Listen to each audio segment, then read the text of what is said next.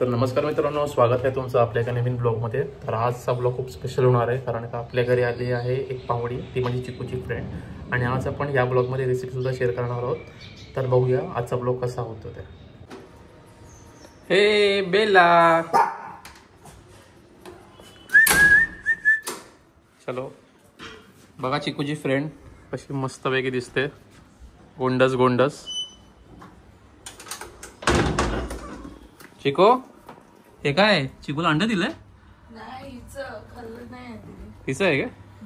घाबरली, सगळं कापायला लागली। चल, तिला आपण घेऊन आलेलो सुसू करायला, तशी घाबरलेली आहे थोडीशी।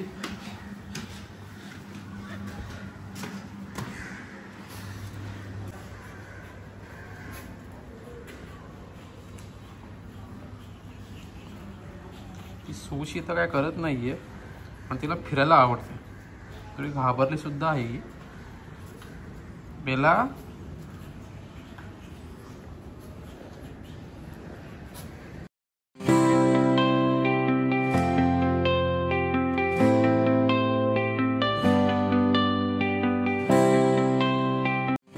तर आज आहे रविवार म्हणजे मटणाचा वार। तर आपण आलेलो आहोत इरफानकडे मटण घ्यायला। तर मस्तपैकी असं मटण घेऊन आपण घरी जाणार आहोत, कारण का आई आपल्याला एक मटणाची स्पेशल रेसिपी सांगणार आहे। नमस्कार मित्रांनो, आज आपण करणार आहोत काळ्या मसाल्यातलं मटण। तर सुरुवातीच्या प्रोसेसला आपण मटण थोडं बॉईल करून घेणार आहोत। तर बॉईल करताना आपण इथे कढीपत्ता, मीठ आणि हळद घेतलेलं आहे, त्यात थोडे टोमॅटो देखील टाकलेले आहेत। याच्यानंतर आपण कुकरमध्ये काही शिट्ट्या देणार आहोत या मटणाला थोडं शिजण्यासाठी। तर पुढची प्रोसेस बघूया आता काय होते ते। तर इथे आपले पुढची प्रिपरेशन सुरू झाली आहे काळा मसाला बनवायची। तर सुरुवातीला तव्यावरती आपण कांदा भाजून घेणार आहोत, थोडासा त्याला लालसर होईपर्यंत। तर इथे बघू शकता आपला कांदा बऱ्यापैकी लाल झालेला आहे वाटण्यासाठी। आणि इथे आपण खोबरं भाजतोय गॅसवर, थोडं कमी याच्यावरच गॅसवर करा, आपण थोडं जास्त केलं। आता बघू शकता इकडे आपली वाटण्याची तयारी।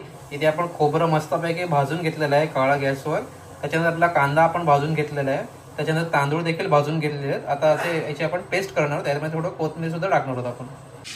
तर बघू शकता इकडे आपला काळा मसाला रेडी झालेला आहे। तर आपण फोडणीची तयारी करणार आहोत। इथे आपण घेतलेला आहे कांदा, लसूण, इथे खडे मसाले घेतलेले आहेत, दालचिनी घेतलेली आहे, त्याच्यानंतर लवंग घेतलेली आहे, तेजपत्ता घेतलेला आहे आणि काळी मिरी घेतलेली आहे। इथे थोडं हिंग आणि आपलं मटण सुद्धा बॉईल झालेलं आहे। तर इथे आपण फोडणी देतोय आता, त्याच्यामध्ये जात आहेत खडे मसाले, त्यानंतर आता याच्यामध्ये जाईल आपला कांदा आणि लसूण। मस्त असं तेल तापलेलं आहे आपलं। आता याच्यात टाकणार आहोत आपण थोडं हिंग टाकायचं।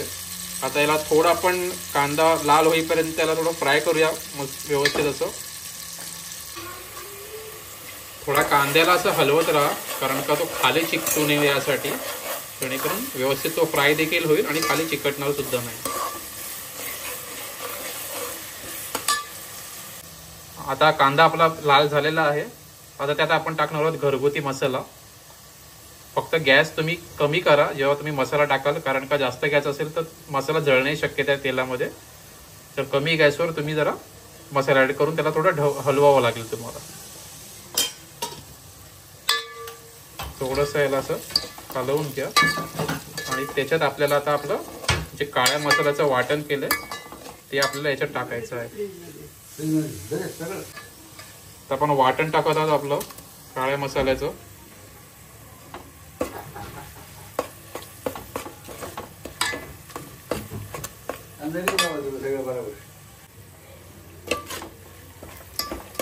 थोडंसं एकजीव करून घ्या जरा त्याला व्यवस्थित।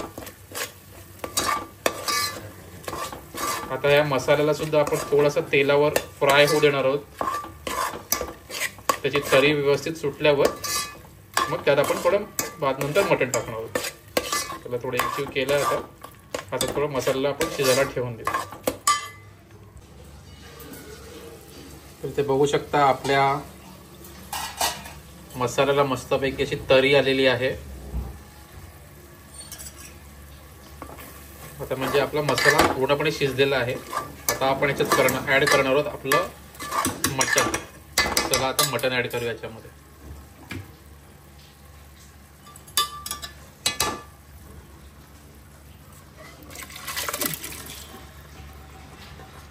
मटण आपल्या इथे ॲड झालेलं आहे. ते याला थोडंसं मिक्स करून घेऊ आपण. आणि तुम्हाला लागेल त्या हिशोबाने तुम्ही पाणी टाका. तुम्हाला किती थिक ग्रेव्ही पाहिजे किती नाही त्या हिशोबाने तुम्ही तुमचं पाणी ॲड करू शकता. तर बघू शकता मित्रांनो, आपलं काळ्या मसाल्यातलं मटण रेडी झालेलं आहे. दिसायला खूप टेस्टी वाटते हे. तर बघूया खाऊन कसं वाटतंय ते. तर चला मित्रांनो, रेडी आहे आपलं काळ्या मसाल्यातलं मटण, ज्वारीची भाकरी आणि भात. तर चला जेवणाचा आस्वाद घेऊया. चला मित्रांनो, करूया इथे ब्लॉग एंड. खूप मस्त जेवण झालं आहे. आय होप तुम्हाला हा व्हिडिओ आवडला असेल तर लाईक, शेअर आणि सबस्क्राईब करायला विसरू नका. आणि ही रेसिपी तुमच्या घरी सुद्धा करा आणि मला सांगा की कशी झाली आहे ते. Thank you so much. बाय.